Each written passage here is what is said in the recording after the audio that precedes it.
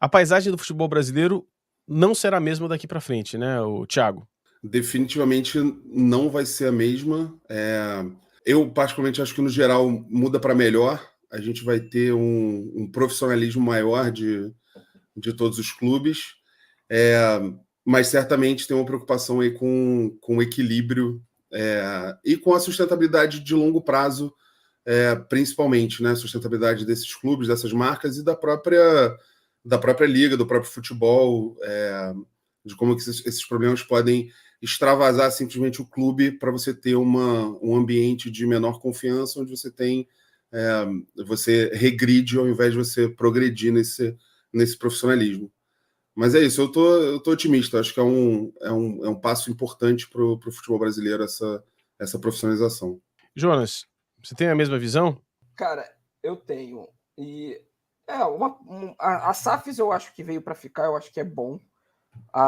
O fair play financeiro é discutido de uma forma totalmente depravada, porque o fair play financeiro é basicamente uma regra simples, assim, uma regra que define como se deve gerir os clubes. Acabou. Ninguém está falando que tem que se limitar a tal coisa ou não tem que se limitar. É simplesmente um conjunto de regras que vai gerir onde todos os clubes têm que atuar da mesma forma. Acabou. Então, eu acho que as pessoas não sabem direito o que é fair play financeiro e a discussão fica meio enviesada.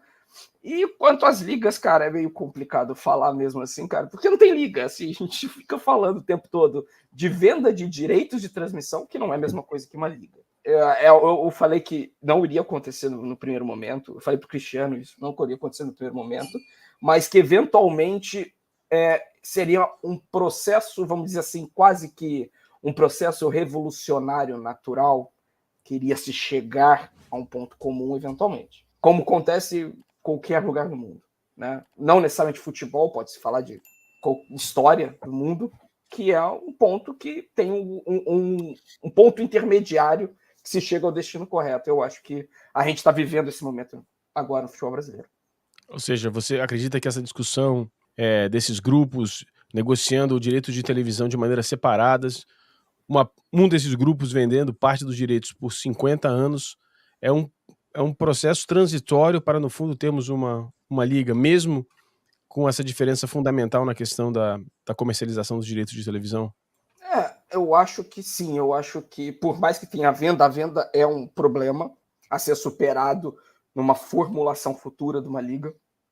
Você está falando de uma centralização de receitas, e aí você como é que vai fazer o repasse? Se vai fazer o repasse individual de cada clube que vendeu os 20%, que parece que não vão vender mais os 20%, vão vender 10%, o adiantamento do ano passado, né? A entrada do ano passado, o valor da entrada do ano passado. Então, eu acho que é um processo transitório natural do futebol brasileiro. Vai acontecer como acontece em qualquer problema social que acontece, sempre tem o destino e sempre tem um ponto intermediário, uma situação intermediária que você tem uma certa indefinição, que você não sabe o que vai acontecer, mas é um processo, é um caminho que é natural para chegar ao ponto final. Então, eu acho que talvez no segundo contrato já começa a haver uma união maior até haver uma liga.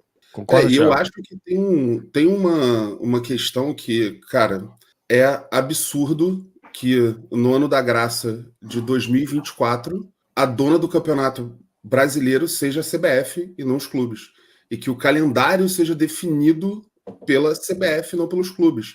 E que a CBF ganhe 70 milhões de reais por ano com o naming rights de um campeonato que deveria ser da Liga.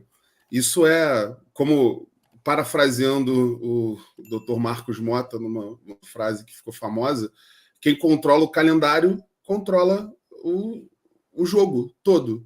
E quem controla o calendário hoje está defecando e andando para os interesses do clube e está preocupada única e exclusivamente com os interesses. E eu não diria nem que são os interesses da CBF, são os interesses que estão ali no comando da CBF nesse momento. Então é completamente absurdo que, por conta de uma briga dos clubes, você mantenha essa situação, porque aí todo mundo fica refém, né? A gente vai falar sobre isso, mas todo mundo pode tentar mudar, ou você pode ter a maioria dos clubes tentando mudar, mas no fundo quem vai decidir lá é o Edinaldo e o grupinho deles, e o calendário ele é feito sem se preocupar com o motivo fundamental de existir do campeonato, que são os clubes. Então, eu acho que isso vai forçar que você tenha uma liga, é claramente o próximo passo. Ou, no mínimo, que você tenha um acordo para você fazer um calendário conjunto, ainda que você tenha 2 blocos de comercialização. Você precisa, para mim, a principal discussão os clubes têm que ser donos do campeonato. Não faz o menor sentido os clubes jogarem o campeonato da CBF. É absurdo, é doideira. Bom, alguns dias atrás, algumas semanas atrás, o Jonas Lima, aqui no canal, comentou a respeito da comercialização pulverizada de um desses grupos. Enquanto a Libra fechou um pacote de todas as mídias com a Globo por um valor aí superior a R$1 bilhão, R$1,3 bilhão, e depois com uma dedução por conta da saída do Corinthians, o outro grupo, a Liga Forte União, fez uma divisão, não uma divisão, está fazendo uma pulverização nas contratações e nas vendas dos seus jogos, do direito dos seus jogos. Em princípio, nós temos dito aqui no canal, todas as evidências apontam para que o grupo, conhecido como Libra, ter uma divisão talvez não tão equânime, mas com mais dinheiro nominal para os bancos, para os clubes. E aí, acho até que deve haver uma discordância entre vocês. Essa estratégia pulverizada, de comercialização pulverizada, é a melhor? Isso vai colocar a Liga Forte numa situação melhor financeiramente? Qual é a perspectiva de vocês com relação a essa diferença fundamental entre os 2 grupos? Um vendendo um pacote fechado para uma emissora, para um detentor, e outro dividindo e pulverizando entre YouTube, televisões, canais de televisão diferentes, streaming. Jonas, como você vê isso? Bem, eu acho que a pulverização formada pela LFU, ela não é de toda errada. Não estou falando que é errada, não, tá? Eu estou falando que ela tem limite. Ela tem limite por causa do calendário. Então, por exemplo, você vai montar um calendário. Vamos supor, hipoteticamente, num cenário ideal, só tenha jogo do futebol brasileiro no final de semana. Não existe meio de semana. Então você tem o quê?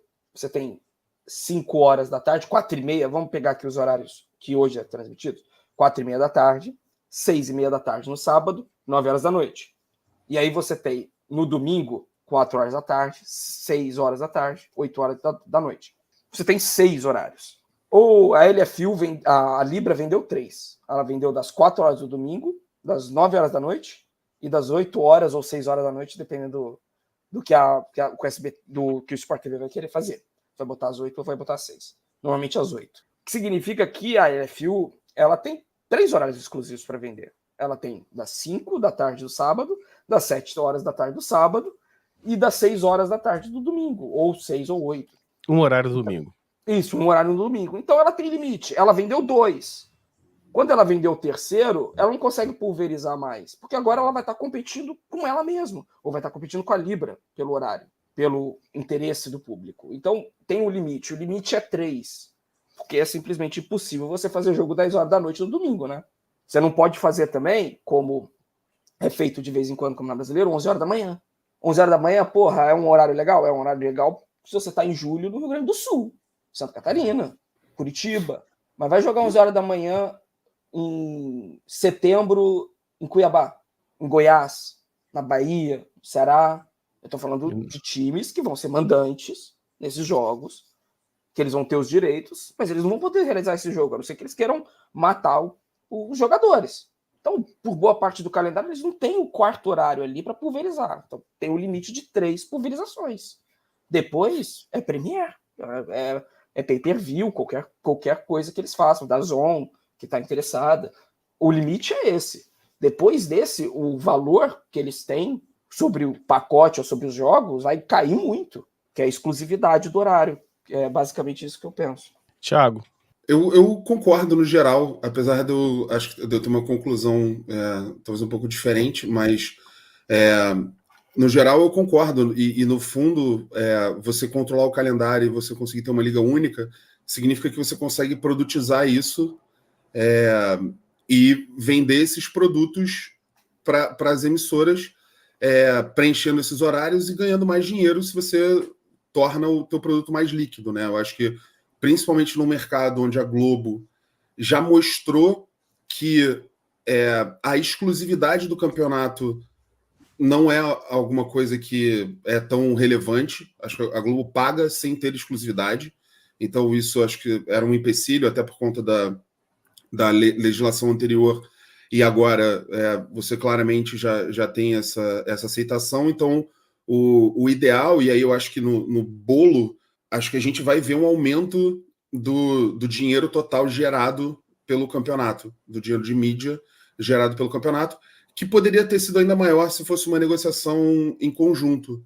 Porque o que o Jonas falou é muito certo. E aí, quando você vira e fala, eu tenho esses horários aqui, você consegue virar para a Globo e falar, Globo, eu tenho um pacote aqui que eu estou vendendo ao mercado, que ele é o pacote de quarta-feira depois da novela e de domingo às 4 horas da tarde. Esse é o pacote que eu vou vender do produto Futebol TV aberta, e que vai ser o produto Futebol TV aberta que a Globo vai comprar, porque ela não vai querer mexer na grade para mudar a novela, ou mudar o Jornal Nacional, mudar qualquer outra coisa. E aí você poderia negociar isso, porque eu acho, a minha hipótese seria que não vai mudar muito se você tiver o campeonato jogando, sei lá, terça-feira na Record, ou quinta-feira na Record, sábado na Record, e a Globo continua tendo quarta e domingo. O pacote publicitário que a Globo vai vender para o mercado, eu diria que tende a ser o mesmo valor. Então a Globo vai fazer o mesmo dinheiro, é possível que os clubes ganhem o mesmo dinheiro da Globo e vendam adicionalmente os outros horários. Então, essa divisão ela faz com que o bolo pago pelo futebol brasileiro ele seja maior.